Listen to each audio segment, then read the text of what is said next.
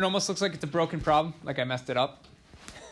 Because it's 1 over 6, it's negative 1 over 3 is 2/3, it's negative 4 over 3. It's definitely not arithmetic because it's nothing you can add because most of them have the same denominator. So in these cases, just make sure everything has the same denominator. So we'll rewrite this as 1 over 6, negative 2 over 6. We'll have it as 4 over 6. And finally, we'll have this as negative 8 over 6, dot, dot, dot. Well, if we look at it, our numerator is just being multiplied by 2. So we're multiplying by 2 over 1, or just 2. But more specifically, we're multiplying by a negative 2 times a negative 2. So it is geometric. Our R value is negative 2. And our first value is 1/6. That's all we need. So our formula is going to be a sub n equals our first term, which is 1 over 6, times our R value, which is negative 2. And that'll be raised to the n minus 1 power, which would have been d. All right, pay attention to the next one if you didn't get it. The next one is the hardest arithmetic sequence to write an explicit form for. If you can do this one, you can do any arithmetic sequence doing explicit. So this is the hardest one. And what makes it the hardest one is you have to break it apart. You have to kind of break it apart into 3 different sections.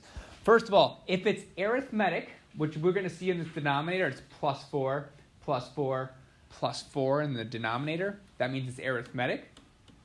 But we're going to notice it's alternating between positive and negative. The only way to deal with positive and negative with arithmetic, so this is going from positive to negative. It's starting at positive, going to negative. So it's not just positive and negative. It starts with positive and goes to negative. If this is the case, you are going to use negative 1 to the n minus 1 right in front. That is the only way to do alternating positive and negative with arithmetic sequences. And why it has to be negative 1 to the n minus 1 is because I want the first term to be positive. So when I plug a 1 in for this n, it needs to be positive. Well, this would be negative 1 to the 1 minus 1, which would be 0. Negative 1 to the 0 is a positive 1. My second term needs to be negative, so if I plug a 2 in for this n, that would be 2 minus 1, which would be 1. Negative 1 to the first power is negative. Now, just be clear, there's lots of alternatives to this. These are just the 2 that I pick, n and n minus 1. N plus 1 would solve the exact same issue. N plus 3 would be the exact same situation. These are just the ones I pick from, either n minus 1 or n. Did I confuse people by saying you could pick other ones? Because if you did n plus 1, let's just check it real quick. If I did n plus 1 and I plug 1 in for this, that would be negative 1 to the 2, which would be positive again. You just need some variation of n up here to do your alternating. All right. The next thing we have to look at is strictly the denominator. The denominator goes 2, 6, 10, 14. That is adding 4 over and over and over. That is an arithmetic sequence, which I'm going to write as a sub n equals my first term, which is 2, plus my common difference, which is 4, times n minus 1. I'm just writing an arithmetic sequence, which I'm going to rewrite as 4n. That'd be 4 times negative 1, which is negative 4, plus 2 is going to be a negative 2. That tackles the denominator. I have the positive negative. I have the denominator. Now I have to put everything together. And I'm going to write this as a sub m instead of n because I already used it. We're going to tack that negative 1 to the n minus 1 out front. Our numerator is always 1, and our denominator is the only thing that's changing. You could write this also. You can move that negative 1 to the top. So either way is fine. Either way you write it is fine. So this 1 is fixed. That's why it's fixed here. The only thing that's changing is our denominator. So if I plug a 3 in, I'll have 4 times 3 is 12, minus 2 is 10. That gets me my 10 out. That is the hardest arithmetic sequence to write. So make sure you study how to do those because I really like this problem. I like how it has positive, negative in it. I like how it's just the denominator changing. I like that you have to put all that stuff together. There's a lot going on in this one problem, so I really like problems like this. This is a really good test question or one similar to it. All right, okay. I'm not going to wait too long because we have a lot to actually cover. All right, today we're going to talk about finite geometric sums, and in fact, we're going to get to infinite geometric sums. We already did arithmetic finite sums on that day that you watched the video and you came back on Friday. That was that Gaussian thing where he had to add 1 through 100, and he just realizes a whole bunch of pairs. Well, unfortunately, the finite geometric sum is a slightly harder equation. It is the sum is going to equal your first term. I want to go back to black. It's your first term times 1 minus r raised to the n, where n is your number of terms, all over 1 minus r. So it's a more complicated formula. I guess the one good thing is it's 1 minus r, 1 minus r. This one's raised to an n, and we have to know our first term. It does create for kind of harder things, but good thing you have a handy-dandy calculator. You can plug all that stuff in. So whenever I ask you for a geometric sum of a finite series, finite, we're just doing finite. That means there's a beginning, there's an end. You need to find your first term, your common ratio, that's what the r is, and the number of terms. You need to have all three of those things, and you can come up with the sum. We're going to go ahead and do that for these two. It says find the sum of each geometric series. So our first one goes 1 over 3, 1 over 9, 1 over 243. This is, in fact, geometric, because to get from 1 to 1 over 3, you would multiply by 1/3. To get from 1/3 to 1/9, you would multiply by 1/3, and that means it is geometric, and our r equals 1/3. Whenever it says sum, I want to find the r. I need to find the first term. Well, first term, we got that under wraps. That is a sub 1 equals 1. And we also have to know what n equals. We don't know how many terms we have.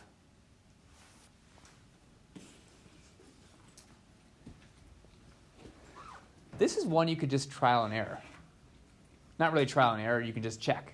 You can multiply 1 over 9 by 1/3, by 1/3, by 1/3, and figure out how many steps it actually takes to get here. Instead of doing that, I'm going to write the explicit form and see what information I'm missing. So our explicit form would be a sub n equals our first term, which is 1, times 1 over 3 to the n minus 1. This n tells me how many terms or what term I'm on. I want to know what term 1 over 243 is. So I'm going to plug in 1 over 243 in for my a sub n. I don't really need that 1 there, so I'm just going to put it as 1/3 to the n minus 1. Now I just need to figure out what that n is. That is going to tell me how many terms I actually have. All right. What I was telling Grace before is if we ever have something like this, I'm telling you right now, this is going to be able to be 1 over 3 to some power. I guarantee it. So we're going to be able to rewrite 1 over 243 as 1 over 3 to some power, which is then going to equal 1/3 to the n minus 1. I guarantee these bases are going to work because we're not doing logarithms. So you just have to go in your calculator and really just trial and error and just see when 1 over 3 to what power is going to equal that 243, and that's going to be to the 5th power. If you type 1 over 3 to the 5th power, you're going to come up with 1 over 243. As soon as your bases are the exact same, you can then go, well, 5 equals n minus 1. So bases are the same, so we can do that 5 equals n minus 1, and we're going to come up with n equals 6. So we're going to have n equals 6. I erased too much. N equals 6.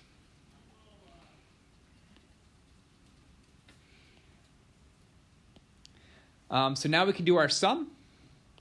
Our sum of all 6 terms being added up is going to equal our first term times 1 minus r to the n. Well, our r is 1/3. Our n is 6. And it's going to be all over 1 minus our r, which is 1/3. This should come out to about 1.50. And I'm just going to give you the answer right now because we do have a lot we're going to go over. I'm less worried about you guys plugging in. I'm more worried about how you'd get it. All right, our next one is easier and harder all in the same breath. It's full of lots of trick. Well, one huge trick. And I'll show you what I mean in just a second. So first of all, it is geometric. Any exponential function is geometric. So note is 1.05 to the j. That makes it exponential. It's an exponential function. I just want to reiterate the fact that if you have x squared, that's not exponential. 2 to the x is an exponential function. So make sure that your variable is in your exponent position and it's exponential. So it is, in fact, geometric. That's how you notice geometric. So it is geometric. To get a sum of a finite geometric sequence, you have to find your first term. Here's where it gets a little tricky. Your first term in this one is not a sub 1. What would the first term in this one be? Knowing that it's not a sub 1. Yes. It'd be a sub 0. Because they give you your first term is 0. It's set your index as j equals 0. So that means I'm going to replace all of my j's with 0. So a sub 0 equals 100 times 1.05 to the 0th power. Anything to the 0th power is 1, so it's really 100 times 1, which is just 100. Then I need my r value. Does anyone want to take a stab at what the r value is on this one?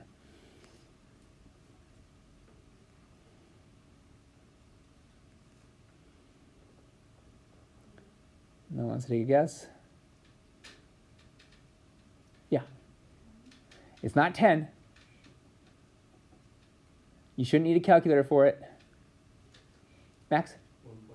It's 1.05. The explicit formula of a geometric sequence says the base of your exponent is your r value. Your r value is that 1.05. And then the only other thing is I need my n, or my number of terms. Here's what people are going to do on the test. They're going to say your n equals 10. That is not correct. Your n is not 10. You do not have 10 terms. You actually have more than 10 terms. How many terms do you actually have on this one? Yeah, it is 11. It's 11 because we have to add in 0. We're starting at counting at 0. So make sure if you're not starting at 1, even if you feel stupid on the test, if you're not sure, just use your fingers. Go, okay, 0, I plug in 0, I plug in 1, I plug in 2, I plug in 3, I plug in 4, I plug in 5, 6, 7, 8, 9, 10. Okay, I have 11 terms. Because there will be times where I'll say j equals -2. In which case you'd have 13 terms. You'd have 2 more terms. So don't be afraid to count them out. So we have 11 terms. That's all we need to use to do our sum formula. So we're going to say the sum of all 11 terms is going to equal our first term, which is 100, times 1 minus our r value, 1.05, raised to the 11th power, because that's our n. And it'd be all over 1 minus our r, which is 1.05. Which should come out to about 1420.68 if we had time to really plug it in and check it. But really just the equation is the most important part. All right, any questions on either one of those two? So the summation formula, with sigma is probably easier just because it tells you how many terms there are, but it can be tricky. Make sure you're counting the right terms and starting at the right place. All right, that's finite sum of a geometric sequence. Now we're going to talk about an infinite geometric sum. When we did arithmetic sequences, I said there was no way to calculate an infinite sum with arithmetic, which is true. Because in arithmetic, you're always adding or subtracting. Your numbers either getting really big or really small. With an infinite geometric, you can actually find the sum of some of the equations. And we'll talk about which ones you can find the sum and which ones you can't. It seems like a weird concept considering they go to infinity. These will go to infinity, but we're going to actually be able to come up with the sum. All right, so let's look at two possibilities for an infinite geometric series. Our first one is, what if our R value is greater than 1? So if we look at this, we have 1, 3, 9, 27. We are multiplying by 3. So our R value equals 3, because we are in fact multiplying by 3, multiplying by 3, multiplying by 3. Now, to get an idea of what's happening here, we're going to graph this. It's going to be a really crappy graph, no specific numbers, just the general concept. So I start at 1, then I go to 3, then I go to 9, then I go to 27, and we have what we normally see as an exponential graph. This type of graph is known as divergent. It is divergent. Our numbers get bigger and bigger and bigger and bigger. If I flip it, they get smaller and smaller and smaller and smaller. They go to infinity. With divergent geometric series, you cannot find the sum.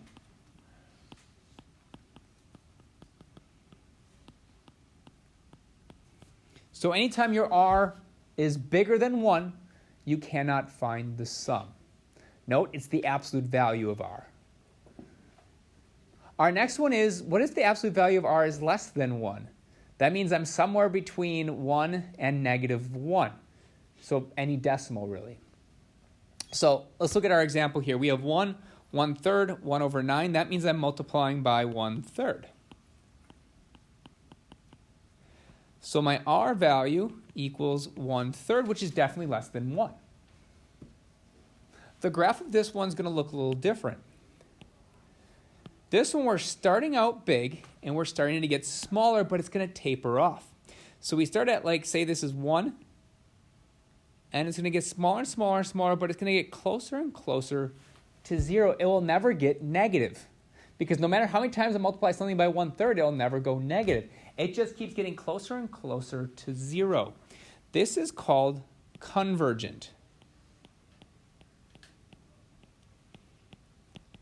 When it's convergent, you can find the sum.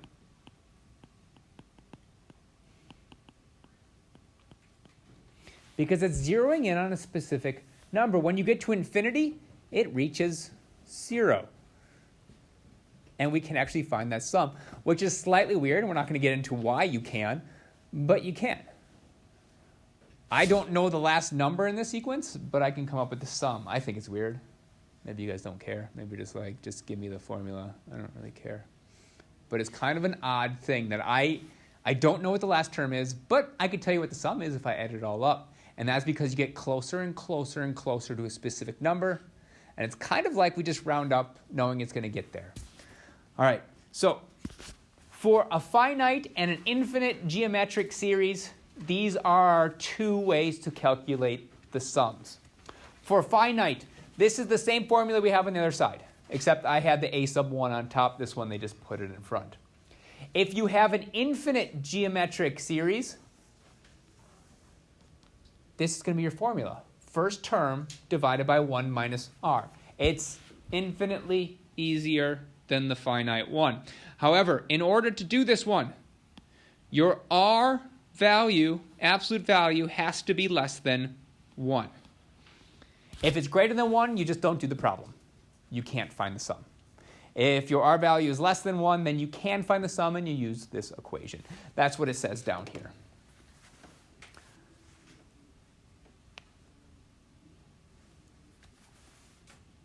All right, any questions on that?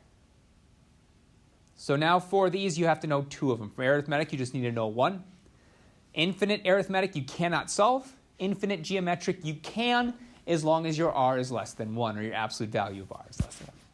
All right, let's talk about some summation notation, then we'll find the sum of some things. We're supposed to use summation notation to write the sum of both of these. We're going to skip B for the sake of time. We're just going to do A.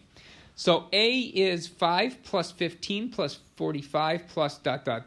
plus 3, 6, 4, 5. So to do summation notation, you just need to have an explicit form, which isn't going to be too hard to come up with, and then you need a bottom and a top limit, i.e. I equals 1 all the way to I equals 10. That's where we use our sigma, that big E shape. All right, we all on the trolley with what we're trying to do? Okay, so I need an explicit form. So let's first come up with the explicit form. The explicit form is going to be geometric because this is times 3. This is times 3, yada, yada, yada. So our explicit form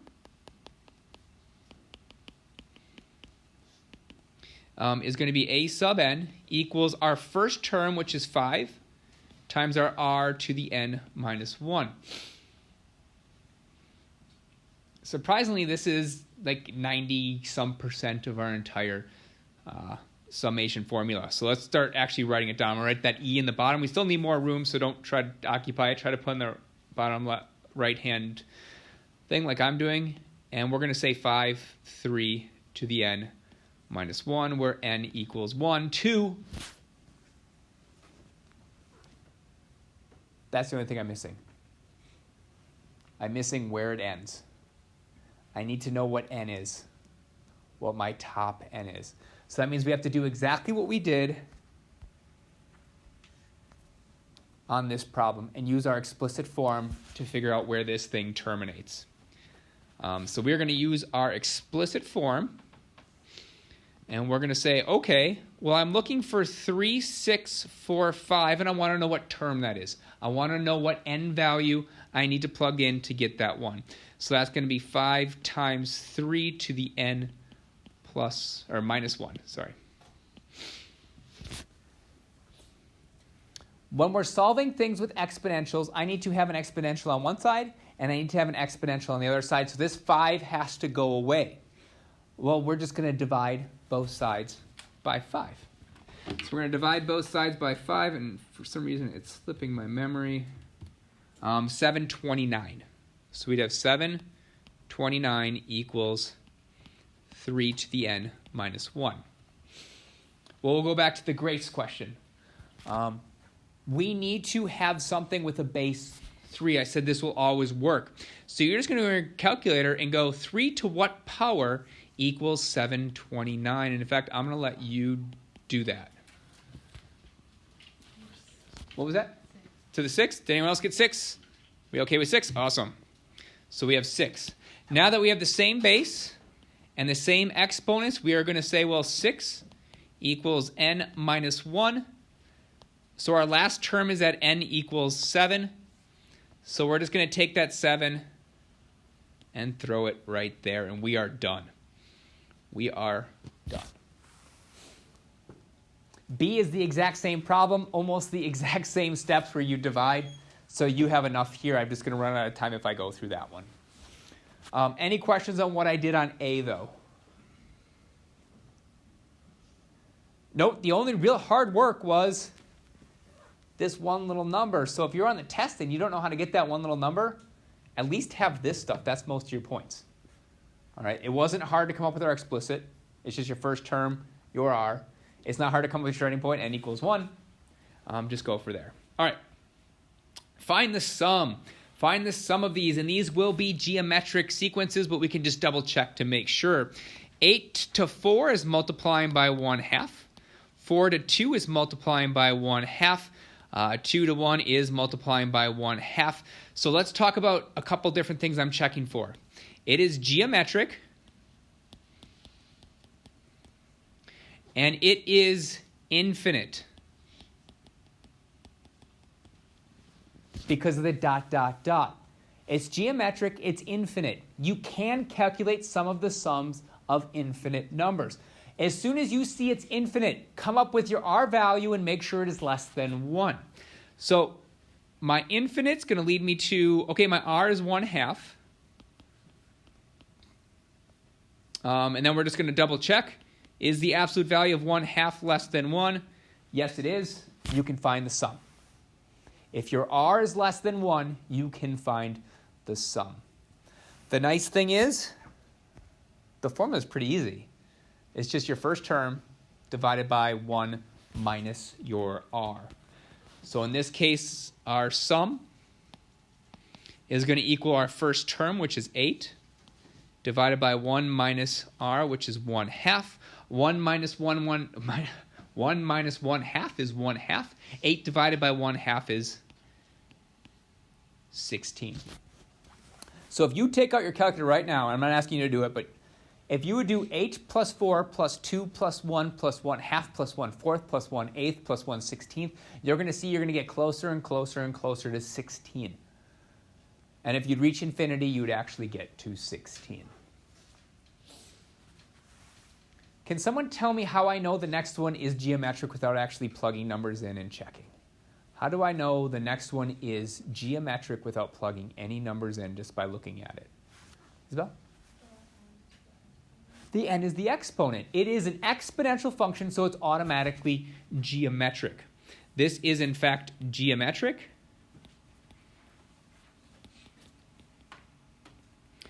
Would that be infinite or finite?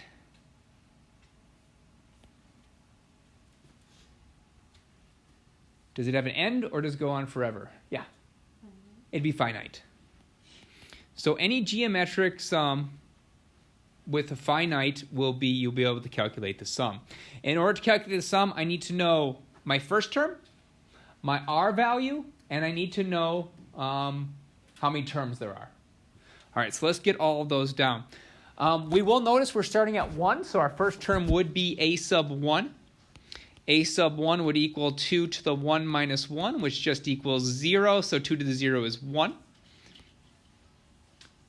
Can someone tell me what R is? Someone that didn't give me, Max, you can't give me this one because you gave me the last one. What is the R in this one? Yes, Leo. 2. It'd be 2. Thank you. It's the base of our exponent. And how many terms are there? Can someone else give me the term numbers? How many terms do we have? Oh, 7. We have 7. Oh, that's all I need.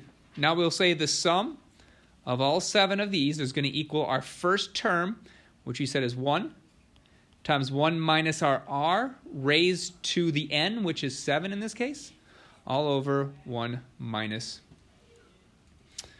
our R, which is 2. When we plug that in, we're going to come up with 127. Whew. I got 5 minutes. We can do this. We can do this. Questions on anything I did so far? Are we okay? It's just a lot of little things you got to keep in track. All right. Our next one. It is geometric because it is an exponential, so it's geometric. It's also going to be infinite.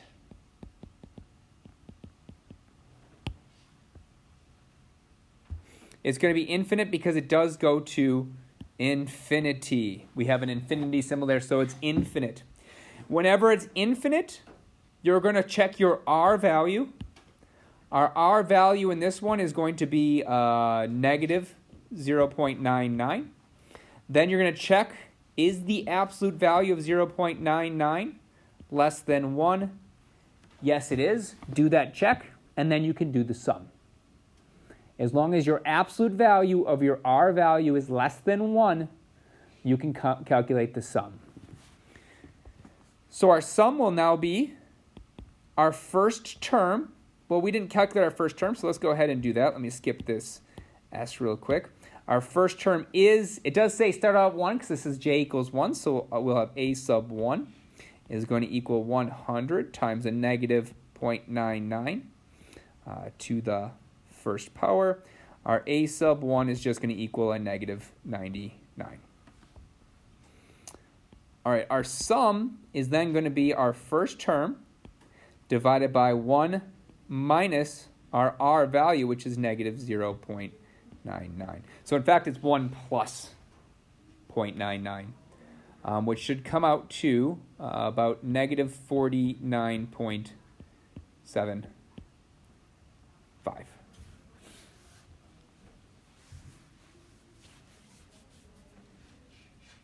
All right, we have 2 minutes. That's too much time for this one. It is geometric. The last one is geometric.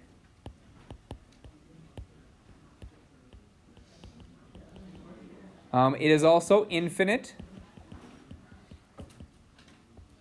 So you're going to check your R value. The R value for this one is 1.01. You're going to say, is the absolute value of 1.01 less than 1? It is not, so you cannot find the sum. It means it's just going to get bigger and bigger and bigger and bigger, and you keep adding a bigger number on, and you can't actually get that sum. All right, so real quick recap. We did the sum of finite and infinite geometric series. Make sure with infinite you're checking your R value. If your R value is too big, it doesn't work. It's got to be between negative 1 and 1 for it to work. All right, guys. Homework tonight. Tomorrow will be a work day on some review problems we're going to work on tomorrow. So the homework is still due tomorrow. We're just going to have a worksheet to work on tomorrow just as a quick review.